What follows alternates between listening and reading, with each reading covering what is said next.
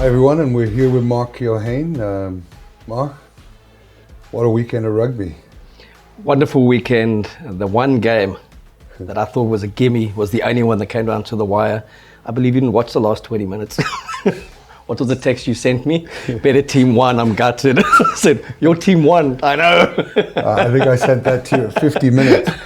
I think after the 49th minute, I was just taking the wife to church and ex-wife and dropped them off and was in the parking lot watching the game. I couldn't go in and, I think praying for a Welsh victory is a bit selfish. And I think we're down by 9, they'd just given up another penalty, 5 meters out. I just couldn't take it anymore. Not that I would give up, I was too stressful. And you text me and said, any chance of Wales coming back? My answer was nope. Better team won. Better team's going to have won. And for all intents and purposes, I thought that was going to happen. Yeah, and I think Warren Gatland said it afterwards as well. He said, we'll take the semi-final, but we shouldn't have been there on that performance. But again, we spoke about red cards or yellow cards being influential in these playoff games. My thing about a red or yellow was more down to interpretation, but that was just absolute madness from the French lock. The elbow to the face. It was 19-10 up on the attack, got all the momentum in a game. Wow. And Wales doubting themselves for the first time in a long time. French believing in themselves. It's just, I think the French coaching staff must, but that is the French for you. That moment of genius, a moment of brilliance, and that absolute madness, that implosion that comes in big games. And best result though for the tournament, best 4 teams definitely in the semi-finals. You got Wales, South Africa. Fantastic matchup in the recent history. 3 Welsh wins out of 4 against South Africa. And England, New Zealand, the last time they played 16-15 at Twickenham, only 1 point in it. To me, both of them, the form teams at this World Cup on the one side. Wales have been up and down, the Boks a bit down against New Zealand, but have come back well. So hugely exciting next weekend. Yes, I mean, look at Wales, South Africa. My investment in SARugbymag magazine, been here 23 years, but grew up in Wales. So people say, who are you going to support? I say, I can't really lose and I can't win on Sunday. For me, watching, the French were matched up physically. We were off the pace. I really think we just didn't front up in the physical challenge. We didn't tackle well. We missed tackles, and the French created those missed tackles, and that moment of madness. But then again, the French, Zinedine Zidane in the World Cup with that headbutt. I mean, they're the only country I know of, and I sit to be corrected, that have the crime of passion as a defense. Yeah. So maybe it's something in their culture that they're a passionate bunch. No, they are a passionate bunch, and I think that's why they're such a difficult bunch to coach. Yeah. Because they don't even know what arrives, let alone the coaching staff. Yeah. But I'd felt that the Saturday games were going to be the tighter games and that the Sunday games would be the runaway games. And it was a complete role reversal. You had Australia that came out for 20 minutes and tried to play entertaining rugby, but very, very stupid playoff rugby. Yeah. And Michael Shaker saying afterwards he'd rather lose playing their way than win playing England's way. I mean, my goodness. Well, I don't know if he actually used England, but the reference was certainly there. Yeah, and what? I think from an Australian perspective, he's been a big letdown, and they can only be better with a new coaching staff coming in. But they were never in that game. Kudos to England. I thought they were outstanding. Their discipline, their game management. Especially at that one time in the game where I think Australia just scored. And they were on their own, the try line defending. I thought their discipline was incredible. They could have easily given away a penalty or a yellow card there, and they didn't. They defended well, and their discipline was incredible. And they say the very good teams can win ugly, and when a team shouldn't be close to them and scores, as happened in that when Australia brought it back to 17-16 just after half-time. Yeah. They went back and scored straight away. And it's like they just went up a gear to get that 2-score differential out of the way again. And I just thought they really put down a statement. And I thought New Zealand also put down a statement because people say Ireland were woeful. You could say the same for Australia, and you look at their results in the last 2 or 3 years. But I felt for the first time, there was a lot of doubt within the New Zealand community based on the 2 Irish wins out of 3. And it's the kind of thing you always hear when the Springboks play against the All Blacks. That's a team that can beat them. Yes. And I felt that That first 15 minutes, they played such complete rugger. And then a moment of just desperation on defense from Richie Mohanga when Sexton kicked that ball to touch, 10-0 down. 12 minutes into the game, would have given them a 5-meter liner. Potentially they could have scored, leapt in the air, kept it in play, and they attacked from that.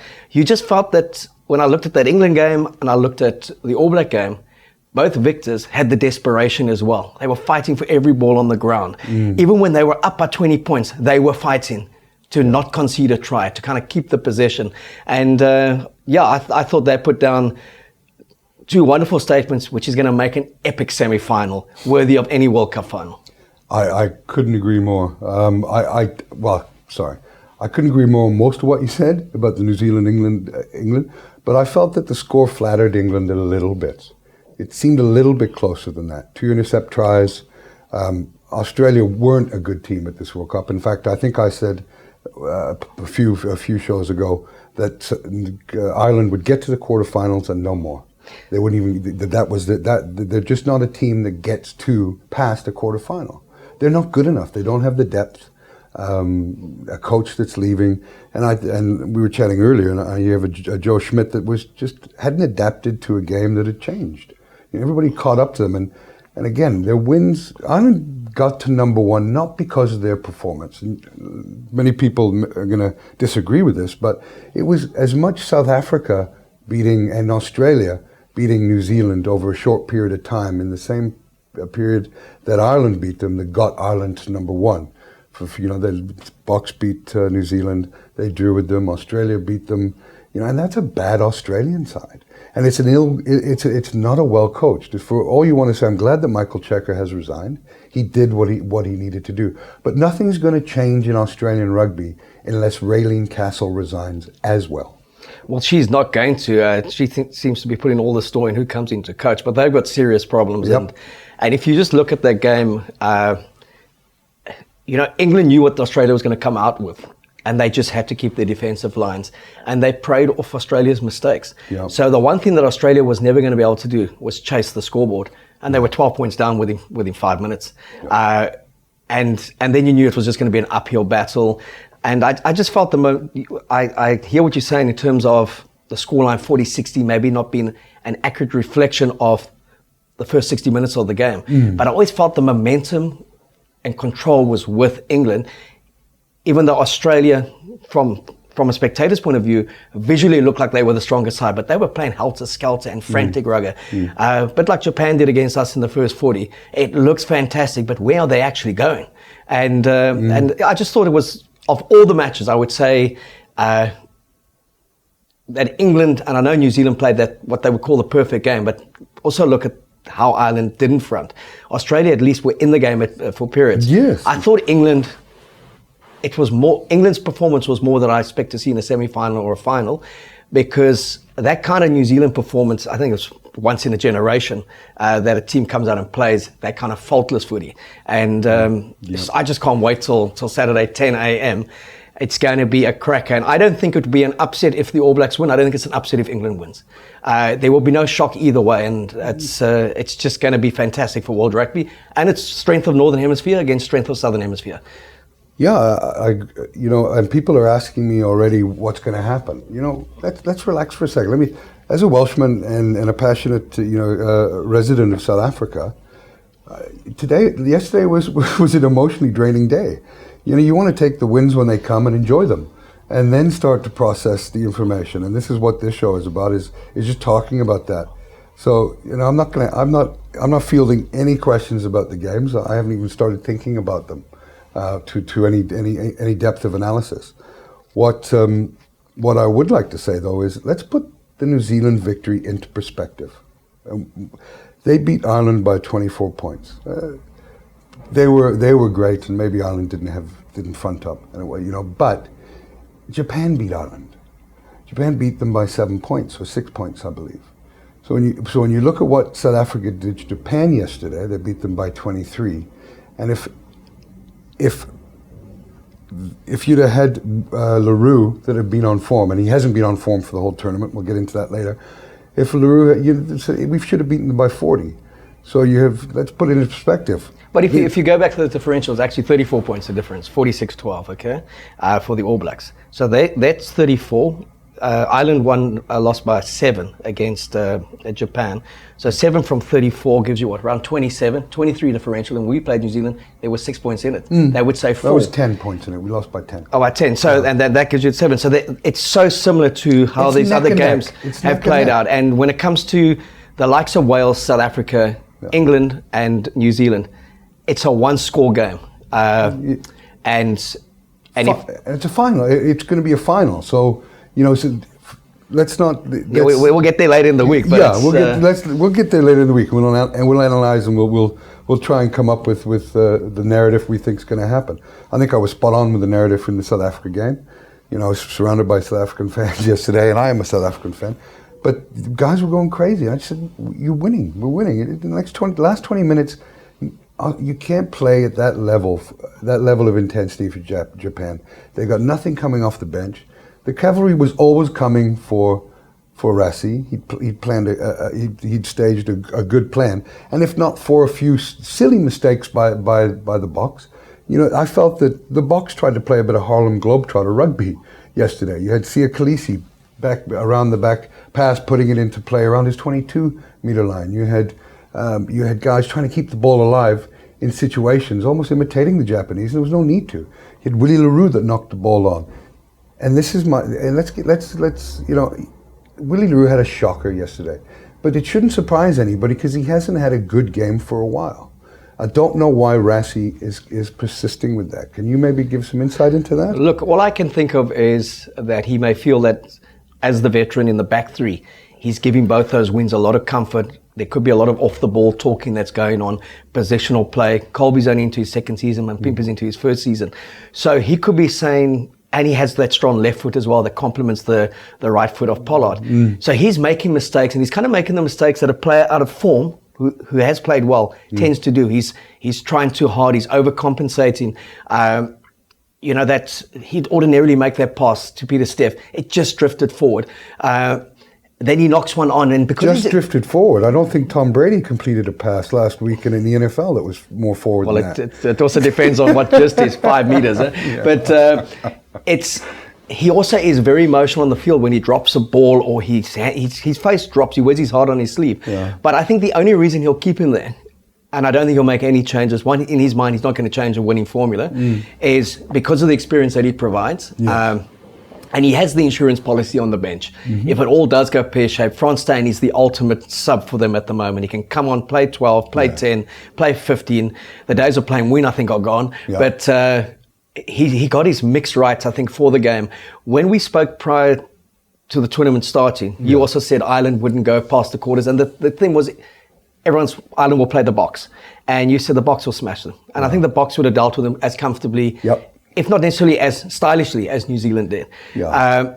When I looked at the Japan team, we spoke earlier last week and we said 30-point differential. When they last played them was 34 points. Well, I said 20. Well, we started with 30. Well, you started with 30. And then said the occasion, the emotion, we'll give Japan 10 for that. It will be a 20 plus comfortable victory. 23 points the differential. Yeah. Pollard missed 7 points, 2 conversions and a penalty. Takes us into 31. Delandy's try should have been given. Yeah. He wasn't held in the tackle. But for Willie LaRue not straightening with a pass, Peter Steff over. So that's 43 points. We'll take it that Pollard maybe even misses that conversion. Let's add this though, Mark. Let's add the Wayne Barnes factor. Well, that would have been 65 points because he refereed one team. That was South Africa in the first 40. Yeah, and I was looking around. We were at the Roundhouse in Camps Bay. Beautiful venue. I've got paid nothing to say that. It was just spectacular. We were very privileged in this country to be able to watch a rugby game like that with that surrounding, overlooking the Atlantic Ocean, and it was just such a great day. But I was looking around, and I don't know if I was watching the same, but everybody was just, the conspiracy theorists started talking after 20 minutes.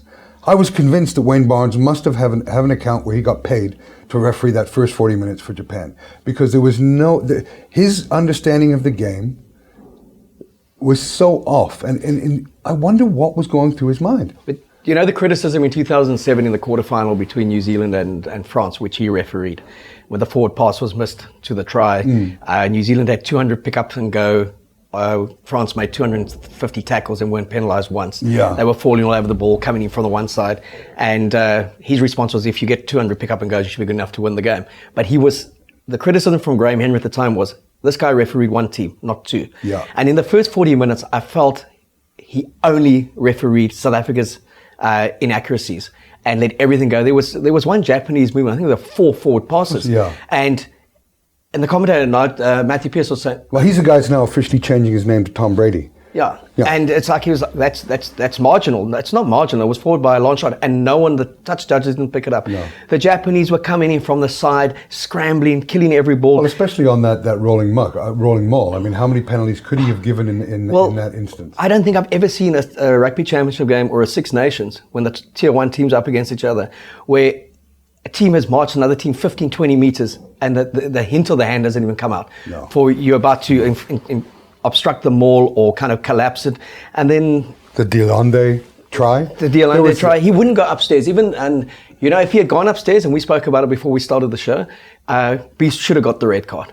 But I'm not. But the Japanese winner on Pimpy, that was one of the most horrendous. No intent to catch the ball, just take the bloke out in the air, and it happened twice to him. And he took him around the neck. And then there was the gouge on Colby. Then there was a try with Delonde, Delonde had a massive game. Big up to him. Wow. What was amazing was the guy was tackled. He wasn't held on the ground. There was a second guy that was involved, but you can't play a guy on the ground. So Wayne Barnes was the only referee not to refer to the TMO in the entire tournament. He had made a decision that he was going to do his style of refereeing, and it was the worst game of refereeing I've ever seen in my life by a country distance. And there was it just had me and everybody else watching the game perplexed, because when I watched the group matches. And it's like, how the hell did that bloke just get a yellow or a red for some of those tackles? The high tackles, especially in the close contact, when a flank's running at a flank or a prop's running at a lock, every second tackle was around the neck and into an indirect neck roll. It wasn't even mentioned, wasn't even looked at. There was so many guys ducking under, the other bloke just cleaning him out straight into the head as well. It was a free for all in the playoffs, and they let it go. But when Siya Kolisi, which is his right as a captain, says, could you please have a look, because that was an horrendous challenge in the air. And his response was, you guys kick the ball. What difference does that make? No, you guys kicked the ball. And I just thought there was an arrogance about him in that first 40 minutes. Yeah. And when Barnes also decides he's not really in your favour, we've seen that in the past, it becomes, you've got to be a bloody good side then to win. And it was only when we got to the 2 scores up that he started actually officiating the scrum and our absolute dominance up front. And I love the comment of one of the French, one of the Japanese players afterwards at the press conference when he was asked, how was it? And he said, his direct quote was, they beat the shit out of us.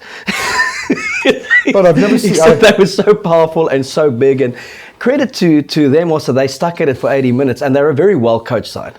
Yeah, and you know what? They've got 6, let's not get too carried away with Japan. They're flavor of the month. They've been a great host. I'm not having a go at them, but let's be honest. They've got 6 Tongans, 4 Kiwis, 3 South Africans, 1 Australian, 3 Australians, a Samoan, a Tongan, and a South Korean. I mean, they're not Japanese. It's not a Japanese team. It's a mercenary team. So let's not. They're wonderful. And 2 New Zealand coaches. Yeah. So let's put it into perspective. They're flavor of the month. There's been a great tournament. Everybody's caught up in the emotion of it. But the reality is that they had 280 days to train. They weren't involved much in the Super Rugby. They've been targeting this and where else in the world of sports you have a World Cup? There's no Uruguay. You've got to be Uruguayan to play on that team. You don't see any English players or French players So let's put it into perspective. It's not a Japanese team. Yeah, they built a team to get to playoffs, and they did. And hopefully from this, your next generation of local-based players and Japanese-born player will feel that rugby is a sport of choice at school and at varsity level, and they've got something to aspire to. So I think them making the playoffs was massively important for Asian rugby, for Japanese rugby. I see now people are commenting and saying, revisit the Sunwolves thing, bring them back to Super Rugby. For God's Nonsense, sakes. you know? Yeah. It's you put that Sunwolves side back in, they'll take 50 points every time. Well, what is the reluctance of the RB to wake up and and host a World Cup in America, North America? I mean, it's about time, because the future of rugby is not in Asia.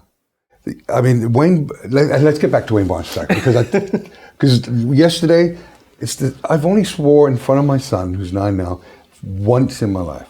Yesterday was the second time. And after he didn't call that high tackle, everybody around the table was just looking and waiting for him to do the square thing and say, we'll go. And his arrogance, like you say, this thing, it was the second time I swore in front of my son, and I spelt it out to people. Someone said, "Where's he from?" I said, "He's English." And me being Welsh, I just said he's and so I spelt it out. My son came up to me on the lawn when I was trying to calm down after the game, and he said, "Dad, why do you spell when you know I can spell?" W-A-Y-N-E. Exactly. But yeah, I just felt that, and again, that's the one thing that's always quiet from World Rugby is, had that been England against whoever, another referee, and that tackle was missed, and it was decisive, we wouldn't have heard the end of it. So, and funnily enough, there's been nothing about Barnes' performance post the game, and the only one who they're talking about is Jaco Paper, because he posed with a few cheerful, joyful, and possibly... well, the Welsh are charming, aren't they? Yes. Except for me. And so he takes a picture, and now they want to have an investigation. Grow up, IRB. I mean, come on. You guys need to really get a wake up in terms of your investigations and your priorities. But it's interesting now when you look at the playoffs again, we're talking about referees. Is Wayne Barnes going to get a semi-final or final? Well, if England are there, he can't, because he's English. Yeah. So, who comes right back into the fray again? Oh, God, don't say it. The French referees. So by default, they're there, because if it's Wales and, Nigel Owens can't get the Welsh game because Why Wales not? are playing.